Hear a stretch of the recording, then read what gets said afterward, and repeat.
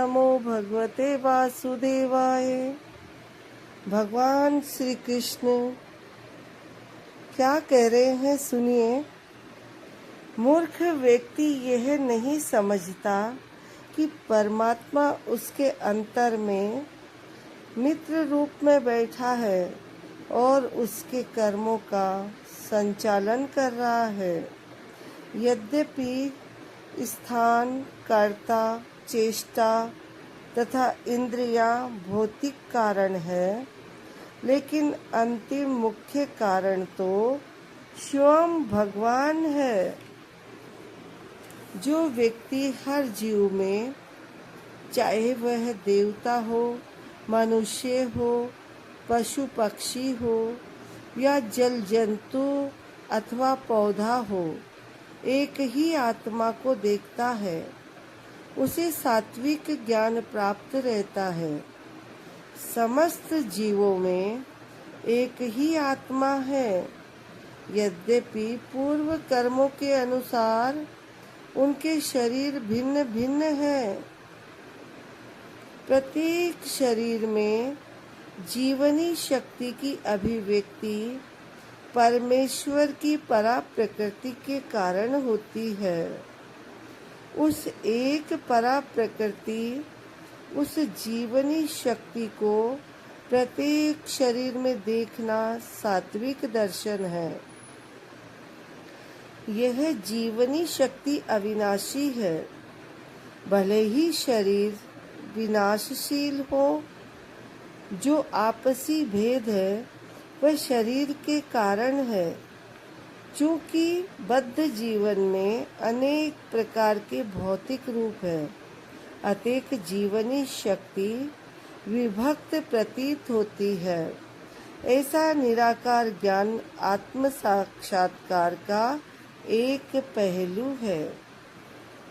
ये धारणा कि भौतिक शरीर ही जीव है और शरीर के विनष्ट होने पर चेतना भी नष्ट हो जाती है, राजसी ज्ञान है।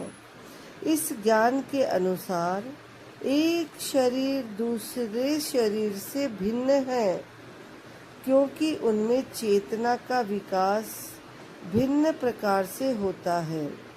अन्यथा चेतना को प्रकट करने वाला पृथक आत्मा न रहे। शरीर स्वयं आत्मा है और शरीर के परे कोई पृथक आत्मा नहीं है। इस ज्ञान के अनुसार चेतना अस्थायी है, या यह कि पृथक आत्माएं नहीं होती। एक सर्वव्यापी आत्मा है जो ज्ञान से पूर्ण है, और यह शरीर क्षणिक अज्ञानता का प्रकाश है, या यह कि इस शरीर के परे कोई विशेष जीवात्मा या परम आत्मा नहीं है। ये सब धारणाएं रजोगुण से उत्पन्न है। सामान्य मनुष्य का ज्ञान सदैव तामसी होता है, क्योंकि प्रत्येक बद्ध जीव तमोगुण में ही उत्पन्न होता है। जो व्यक्ति प्रमाणों से या शास्त्रीय आदेशों के माध्यम से ज्ञान अर्जित नहीं करता, उसका ज्ञान शरीर तक ही सीमित रहता है। उसे शास्त्रों के आदेशानुसार कार्य करने की चिंता नहीं होती। उसके लिए धन ही ईश्वर है और ज्ञान का अर्थ शारीरिक आवश्यकताओं की तुष्टि है। ऐसे ज्ञान का परम सत्य से कोई संबंध नहीं होता। ये बहुत कुछ साधारण पशुओं के ज्ञान, यथा खाने, सोने, रक्षा करने का ज्ञान जैसा है। ऐसे ज्ञान को यहाँ पर तमोगुण से उत्पन्न बताया गया है। दूसरे शब्दों में इस शरीर से परे आत्मा संबंधी ज्ञान सात्विक ज्ञान कहलाता है। जिस ज्ञान से लौकिक तर्क तथा चिंतन यानी मनोधर्म द्वारा नाना प्रकार के सिद्धांत तथा वाद जन्म ले वह राजसी है, और शरीर को सुखमय बनाए रखने वाले ज्ञान को तामसी कहा जाता है।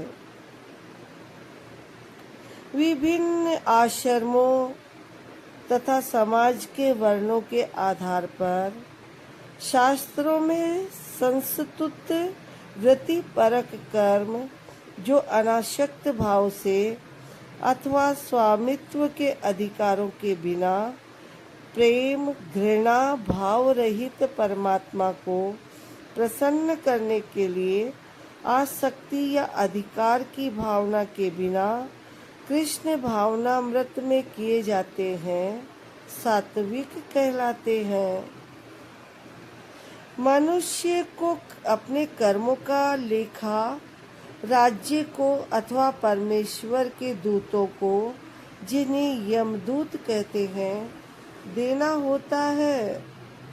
उत्तरदायित्वहीन कर्म विनाशकारी है, क्योंकि इससे शास्त्रीय आदेशों का विनाश होता है। यह प्राय हिंसा पर आधारित होता है और अन्य जीवों के लिए दुखदायी होता है। उत्तरदायित्व से हीन ऐसा कर्म अपने निजी अनुभव के आधार पर किया जाता है। यह मोह कहलाता है। ऐसा समस्त मोहग्रस्त कर्म तमोगुण के फलस्वरूप होता है। कृष्ण भावनामय व्यक्ति सदैव प्रकृति के गुणों से अतीत होता है। उसे अपने को सौंपे गए कर्म के परिणाम की कोई आकांक्षा नहीं रहती, क्योंकि वह मिथ्या अहंकार तथा घमंड से परे होता है। फिर भी कार्य के पूर्ण होने तक वह सदैव उत्साह से पूर्ण रहता है। उसे होने वाले कष्टों की कोई चिंता नहीं होती। वह सदैव उत्साहपूर्ण रहता है। वह सफलता या विफलता की परवाह नहीं करता। वह सुख दुख में संभाव रहता है। ऐसा कर्ता सात्विक है।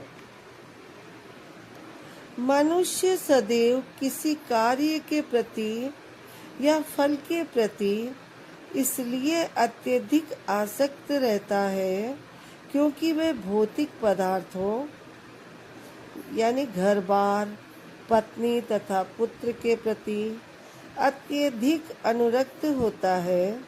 ऐसा व्यक्ति जीवन में ऊपर उठने की आकांक्षा नहीं रखता। वह इस संसार को यथासंभव आरामदेह बनाने में ही व्यस्त रहता है। सामान्यतः वह अत्यंत लोभी होता है और सोचता है कि उसके द्वारा प्राप्त की गई प्रत्येक वस्तु स्थायी है और कभी नष्ट नहीं होगी। ऐसा व्यक्ति अन्यों से ईर्ष्या करता है और इंद्रिय तृप्त के लिए कोई भी अनुचित कार्य कर सकता है। अतएव ऐसा व्यक्ति अपवित्र होता है और वह इसकी चिंता नहीं करता कि उसकी कमाई शुद्ध है या अशुद्ध। यदि उसका कार्य सफल हो जाता है तो वह अत्यधिक प्रसन्न और असफल होने पर अत्यधिक दुखी होता है। रजोगुणी कर्ता ऐसा ही होता है। ओम नमो भगवते वासुदेवाय नमः। शास्त्रीय आदेशों से हमें पता चलता है कि हमें कौन सा काम करना चाहिए और कौन सा नहीं करना चाहिए। जो लोग शास्त्रों के आदेशों की अवहेलना करके अकरणीय कार्य करते हैं, प्राय भौतिकवादी होते हैं। वे प्रकृति के गुणों के अनुसार कार्य करते हैं, शास्त्रों के आदेशों के अनुसार नहीं। ऐसे कर्ता भद्र नहीं होते और सामान्यतया सदैव कपटी यानी धूर्त तथा अन्यों का अपमान करने वाले होते हैं। वे अत्यंत आलसी होते हैं, काम होते हुए भी उसे ठीक से नहीं करते और बाद में करने के लिए उसे एक तरफ रख देते हैं। अतएव वे खिन्न रहते हैं। जो काम घंटे में हो सकता है उसे वे वर्षों तक घसीटते जाते हैं। वे दीर्घ सूत्री होते हैं। ऐसे कर्ता तमोगुणी होते हैं। ज्ञान, ज्ञेय तथा ज्ञाता की व्याख्या प्रकृति के गुणों के अनुसार तीन पृथक विभागों में करने के बाद अब भगवान कर्ता की बुद्धि तथा उसके संकल्प यानी धैर्य के विषय में उसी प्रकार से हमें बता रहे हैं। जरूर सुने। ओम नमो भगवते वासुदेवाय नमः। शास्त्रों के निर्देशानुसार कर्म करने को या उन कर्मों को करना जिन्हें किया जाना चाहिए प्रवृत्ति कहते हैं। जिन कार्यों का इस तरह निर्देश नहीं होता वे नहीं किए जाने चाहिए। जो व्यक्ति शास्त्रों के निर्देशों को नहीं जानता वह कर्मों तथा उनकी प्रतिक्रिया से बंध जाता है। जो बुद्धि अच्छे बुरे का भेद बताती है वह सात्विक है। तामसी बुद्धि को जिस दिशा में काम करना चाहिए उससे सदैव उल्टी दिशा में काम करती है। ये उन धर्मों को स्वीकारती है जो वास्तव में धर्म नहीं है और वास्तविक धर्म को ठुकराती है। अज्ञानी मनुष्य महात्मा को सामान्य व्यक्ति मानते हैं और सामान्य व्यक्ति को महात्मा स्वीकार करते हैं। वे सत्य को असत्य तथा असत्य को सत्य मानते हैं। ये सारे कामों में कुपथ ग्रहण करते हैं। अतएव इनकी बुद्धि तामसी होती है। योग परमात्मा को जीतने का साधन है। जो व्यक्ति मन, प्राण तथा इंद्रियों को परमात्मा में एकाग्र करके दृढ़ता पूर्वक उनमें स्थित रहता है वही कृष्ण भावना में तत्पर होता है। ऐसी धृति सात्विक होती है। अव्यभिचारणीय शब्द अत्यंत महत्वपूर्ण है क्योंकि यह सूचित करता है कि कृष्ण भावनामृत में तत्पर मनुष्य कभी किसी दूसरे कार्य को विचलित नहीं होता। जो व्यक्ति धार्मिक या आर्थिक कार्यों में कर्म फलों का सदैव आकांक्षी होता है, जिसकी एकमात्र इच्छा इंद्रिय तृप्ति होती है तथा जिसका मन जीवन तथा इंद्रियां संलग्न रहती है वह रजोगुणी होती है। इससे यह अर्थ नहीं निकालना चाहिए कि सतोगुणी मनुष्य स्वप्न नहीं देखता। यहाँ पर स्वप्न का अर्थ अति निद्रा है। स्वप्न सदा आता है चाहे वह सात्विक हो, राजस हो या तामसी। स्वप्न तो प्राकृतिक घटना है, लेकिन जो अपने को अधिक सोने से नहीं बचा पाते, जो भौतिक वस्तुओं को भोगने के गर्व से नहीं बचा पाते, जो सदैव संसार पर प्रभुत्व जताने का स्वप्न देखते रहते हैं और जिनके प्राण, मन तथा इंद्रियां इस प्रकार लिप्त रहती है, वे तामसी धृति वाले कहे जाते हैं। बुद्ध जीव भौतिक सुख भोगने को बारंबार चेष्टा करता है। इस प्रकार वह चर्वित चर्वण करता है, लेकिन कभी कभी ऐसे भोग के अंतर्गत वह किसी महापुरुष की संगति से भव बंधन से मुक्त हो जाता है। दूसरे शब्दों में बद्ध जीव सदा ही किसी न किसी सुसंगति से यह समझ लेता है कि यह तो एक ही वस्तु की पुनरावृत्ति है और उसमें वास्तविक कृष्णा भावनामृत का उदय होता है। तो कभी कभी वह ऐसे तथा कथित आवृत्ति मूलक सुख से मुक्त हो जाता है। आत्म साक्षात्कार के साधन में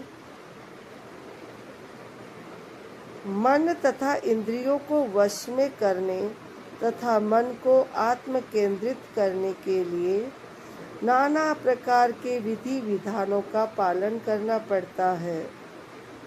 ये सारी विधियां बहुत कठिन और विष के समान अत्यंत कड़वी लगने वाली है, लेकिन यदि कोई इन नियमों के पालन में सफल हो जाता है और दिव्य पद को प्राप्त हो जाता है, तो वह वास्तविक अमृत का पान करने लगता है और जीवन का सुख प्राप्त करता है।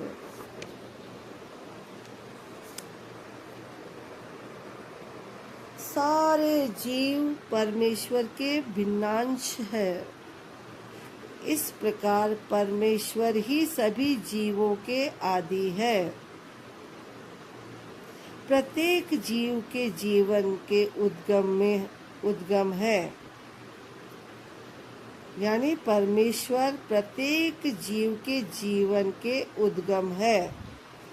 जैसा कि भगवत गीता में बताया गया है, परमेश्वर अपनी परा तथा अपरा इन दो शक्तियों के द्वारा सर्वव्यापी है। अतएव मनुष्य को चाहिए कि उनकी शक्तियों सहित भगवान की पूजा करे।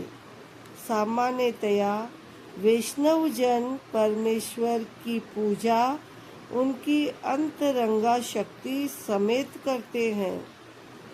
उनकी बहिरंगा शक्ति उनकी अंतरंगा शक्ति का विकृत प्रतिबिंब है।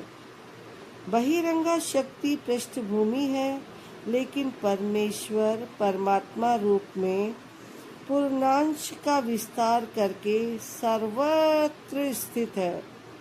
वे सर्वत्र समस्त देवताओं, मनुष्यों और पशुओं के परमात्मा हैं। अतएव मनुष्य को यह जानना चाहिए कि परमेश्वर का भिन्नांश होने के कारण उसका कर्तव्य है कि वह भगवान की सेवा करे।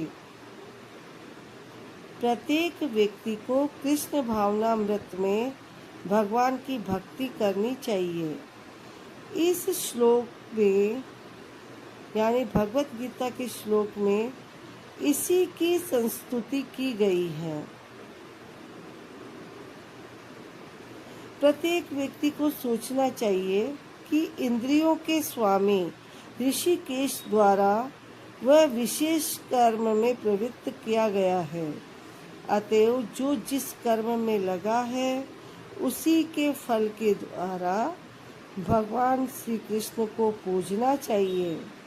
यदि वह इस प्रकार के कृष्ण भावनामय होकर सोचता है तो भगवत कृपा से वह पूर्ण ज्ञान प्राप्त कर लेता है। यही जीवन की सिद्धि है। यही जीवन की सर्वोच्च सिद्धि है। परमेश्वर स्वयं ऐसे भक्त का उद्धार करते हैं। कोई चाहे जिस वृत्तिपरक कार्य में लगा हो, यदि वह परमेश्वर की सेवा करता है तो उसे सर्वोच्च सिद्धि प्राप्त होती है। भगवत गीता में मनुष्य के वृत्तिपरक कार्य यानी स्वधर्म का निर्देश है। ब्राह्मण, क्षत्रिय, वैश्य तथा शूद्र के कर्तव्य उनके विशेष प्राकृतिक गुणों के द्वारा या प्राकृतिक स्वभाव के द्वारा निर्दिष्ट होते हैं। किसी को दूसरे के कार्य का अनुकरण नहीं करना चाहिए। जो व्यक्ति स्वभाव से शूद्र के द्वारा किए जाने वाले कर्म के प्रति आकृष्ट हो, उसे अपने आप को झूठे ही ब्राह्मण नहीं कहना चाहिए, भले ही वह ब्राह्मण कुल में क्यों न उत्पन्न हुआ हो। इस तरह प्रत्येक व्यक्ति को चाहिए कि अपने स्वभाव के अनुसार कार्य करे। कोई भी कर्म निकृष्ट, गर्हित नहीं है यदि वह परमेश्वर की सेवा के लिए किया जाए। ब्राह्मण का वृत्तिपरक कार्य निश्चित रूप से सात्विक है, लेकिन यदि कोई मनुष्य स्वभाव से सात्विक नहीं है तो उसे ब्राह्मण के वृत्तिपरक कार्य यानी धर्म का अनुकरण नहीं करना चाहिए। क्षत्रिय प्रशासक के लिए अनेक गर्हित बातें हैं।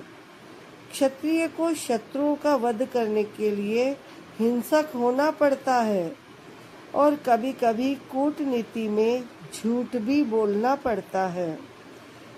ऐसी हिंसा तथा कपट राजनीतिक मामलों में चलता है, लेकिन क्षत्रिय से यह आशा नहीं की जाती कि वह अपने वृत्तिपरक कर्तव्य त्याग कर ब्राह्मण के कार्य करने लगे।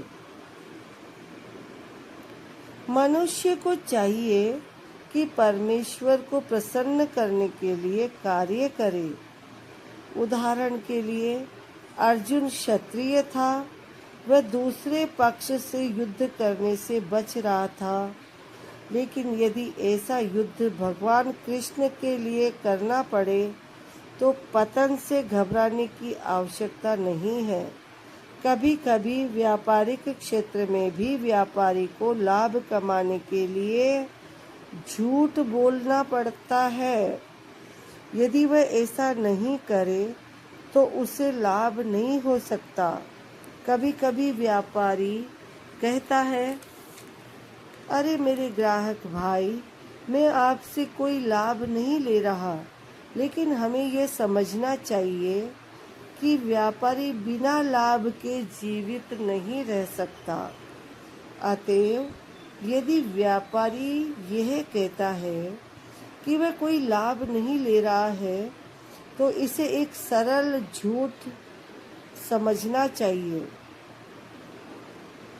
लेकिन व्यापारी को ये नहीं सोचना चाहिए कि चूंकि वह ऐसे कार्य में लगा है जिसमें झूठ बोलना आवश्यक है, अतएव उसे इस व्यवसाय यानी वैश्य कर्म को त्याग कर ब्राह्मण की वृत्ति ग्रहण करनी चाहिए। इसकी शास्त्रों द्वारा संस्तुति नहीं की गई, चाहे कोई क्षत्रिय हो, वैश्य हो या शूद्र। यदि वह इस कार्य से भगवान की सेवा करता है तो कोई आपत्ति नहीं है। कभी कभी विभिन्न यज्ञों का संपादन करते समय ब्राह्मणों को भी पशुओं की हत्या करनी होती है, क्योंकि इन अनुष्ठानों में पशु की बलि देनी होती है। इसी प्रकार यदि क्षत्रिय अपने कार्य में लगा रहकर शत्रु का वध करता है तो उस पर पाप नहीं चढ़ता। हर मनुष्य को यज्ञ के लिए अथवा भगवान विष्णु के लिए कार्य करना चाहिए। निजी इंद्रिय तृप्ति के लिए किया गया कोई भी कार्य बंधन का कारण है। निष्कर्ष यह निकला कि मनुष्य को चाहिए कि अपने द्वारा अर्जित विशेष गुण के अनुसार कार्य में प्रवृत्त हो और परमेश्वर की सेवा करने के लिए ही कार्य करने का निश्चित करे। ओम नमो भगवते वासुदेवाय नमः।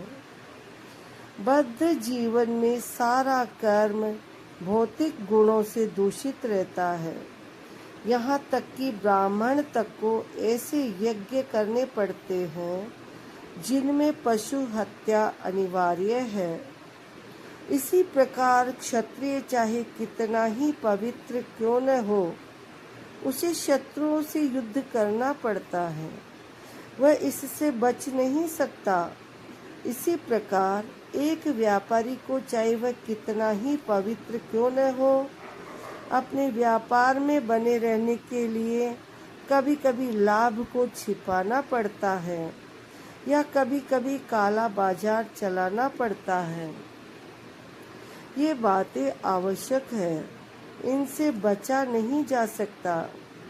इसी प्रकार यदि शूद्र होकर बुरे स्वामी की सेवा करनी पड़े तो उसे स्वामी की आज्ञा का पालन करना होता है, भले ही ऐसा नहीं होना चाहिए। इन सब दोषों के होते हुए भी मनुष्य को अपने निर्दिष्ट कर्तव्य करते रहना चाहिए, क्योंकि वह स्वभावगत है। यहाँ पर एक अत्यंत सुंदर उदाहरण दिया जाता है। यद्यपि अग्नि शुद्ध होती है तो भी उसमें धुआं रहता है, लेकिन इतने पर भी अग्नि अशुद्ध नहीं होती। अग्नि में धुआं होने पर भी अग्नि समस्त तत्वों में शुद्धतम मानी जाती है। यदि कोई क्षत्रिय की वृत्ति त्याग कर ब्राह्मण की वृत्ति ग्रहण करना पसंद करता है तो उसको इसकी कोई निश्चितता नहीं कि ब्राह्मण वृत्ति में कोई अरुचिकर कार्य नहीं होंगे। अतएव कोई भी निष्कर्ष निकाला जा सकता है कि संसार में प्रकृति के कल्पवश में कोई भी पूर्णतः मुक्त नहीं है। इस प्रसंग में अग्नि तथा धुएं का उदाहरण अत्यंत उपयुक्त है। यदि जाड़े के दिनों में कोई अग्नि से कोयला निकालता है तो कभी कभी धुएं से आंखें तथा शरीर के अन्य भाग दुखते हैं, लेकिन इन प्रतिकूल परिस्थितियों के बावजूद भी अग्नि को तापा जाता है। इसी प्रकार किसी को अपनी सहज वृत्ति इसीलिए नहीं त्याग देनी चाहिए कि वह कुछ बाधक तत्व आ गए हैं, अपितु मनुष्य को चाहिए कि कृष्ण भावनामृत में रहकर अपने वृत्ति परक कार्य से परमेश्वर की सेवा करने का संकल्प ले। यही सिद्धि अवस्था है। जब कोई भी वृत्ति परक कार्य भगवान को प्रसन्न करने के लिए किया जाता है तो उस कार्य के सारे दोष शुद्ध हो जाते हैं। जब भक्ति से संबंधित कर्म फल शुद्ध हो जाते हैं तो मनुष्य अपने अंतर का दर्शन कर सकता है और यही आत्म साक्षात्कार है। ओम नमो भगवते वासुदेवाय नमः। श्री कृष्ण गोविंद हरे मुरारी, हे नाथ नारायण वासुदेवा।